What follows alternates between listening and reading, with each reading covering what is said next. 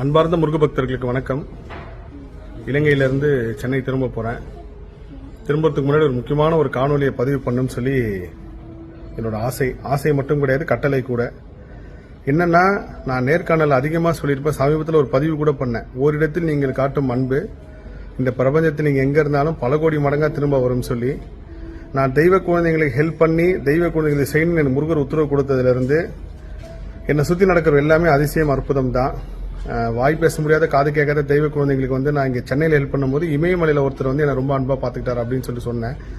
அதே தொடர்பு தான் இங்கே இலங்கையில் நான் டிராவல்ஸ் வண்டி எடுக்கும் போது இங்கே அரசு சார்ந்து எனக்கு ஒரு கார் ரெடி பண்ணி கொடுத்தாங்க. அதுக்கப்புறம் அந்த கார் வேண்டாம் அப்படின்னு சொல்லிட்டு அவங்க வேற ஒரு வண்டி ரெடி பண்ணாங்க. அப்போ ஒரு 4-5 வண்டி வந்துச்சு என்னை சுற்றி.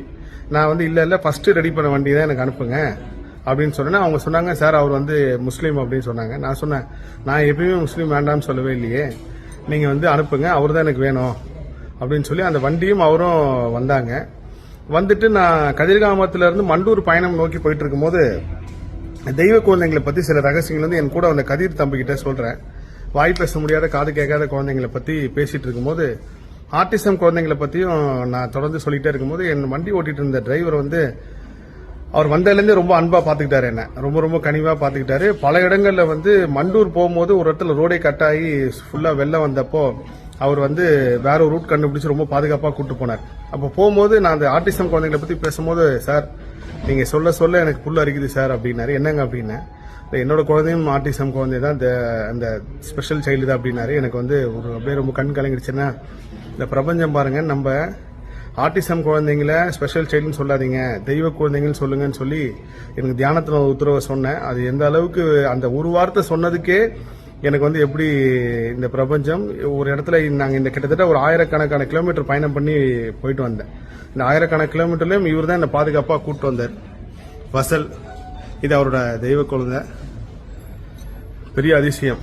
நான் திரும்ப திரும்ப சொல்றது என்னன்னா, எந்த இடத்துலையுமே தெய்வ குழந்தைகளை புறக்கணிச்சிடாதீங்க, அவங்க மனசு கஷ்டப்படுற நடந்துக்காதீங்க. அவங்க பெற்ற பெற்றோர்களாகட்டும், உறவினர்களாகட்டும், தெய்வ குழந்தை இருக்கிற வீட்டை தெய்வமான வீடாவே பாருங்க. ஒரு கொலை பண்ணா எந்த அளவுக்கு தண்டனை கிடைக்குமோ அதை விட 10 மடங்கு ஒரு தெய்வ குழந்தைகளை அவமதிச்சாவோ இல்லை அவங்க மனம் புண்படியோ நடந்தால் அதுக்குண்டான தண்டனை கிடைக்கும்ன்றது நான் தியானத்தில் உணர்ந்தது. ஸோ அவங்களை எந்த இடத்துலையுமே புறக்கணிச்சதையும் அவங்களுக்கு உண்டான அன்பையும் மரியாதையும் கொடுங்க. இந்த பிரபஞ்சத்தில் நீங்கள் எந்த இடத்துக்கு போய் பரிதவிச்சு தவிக்கிற நிலைமை வரப்போ ஒரு சக்தி உங்களை காப்பாற்றும். அது இந்த தெய்வ குழந்தைங்களோட சக்தி தான். இந்த காணொலி பதிவு பண்ண ரொம்ப பெருமை அடைகிறேன். என்னன்னா, திரும்ப திரும்ப சொல்றேன், இந்த பிரபஞ்சம் உங்களை எல்லா கண் கொண்டும் பார்த்துக்கிட்டு இருக்கு. நீங்க என்ன செஞ்சாலும் அது உங்களுக்கு திரும்ப வரும். அதுல வாய் பேச முடியாத, காது கேட்காத குழந்தைங்க, இந்த ஆர்டிசம் குழந்தைங்களுக்கு நீங்க செய்யற உதவிகள் இந்த பிரபஞ்சத்துல நீங்க எந்த இடத்துல இருந்தாலும் யார் கைவிட்டாலும் அந்த சக்தியை உங்களை கைவிட்டு கொடுத்து காப்பாத்துன்றது நான் ரொம்ப பூர்வமான கண்ட உண்மை. எல்லா புகழும் முருகனுக்கே நன்றி. ஏன்னா இதுக்கு முழுக்க முழுக்க காரணம் முருகப்பெருமான் தான். அவர் கொடுத்த உத்தரவு தான் இந்த குழந்தைங்களை தெய்வ குழந்தைங்களே சொல்லணும். வாய் பேச முடியாத, காது கேட்காத குழந்தைங்க, ஆர்டிசம் குழந்தைங்களை தெய்வ குழந்தைங்களை சொல்லணும்ன்ற அவர் கொடுத்த உத்தரவு தான். அதுபடியே அந்த வாழ்க்கையில பயணிச்சுட்டு இருக்கோம். எல்லா புகழும் முருகனுக்கே நன்றி.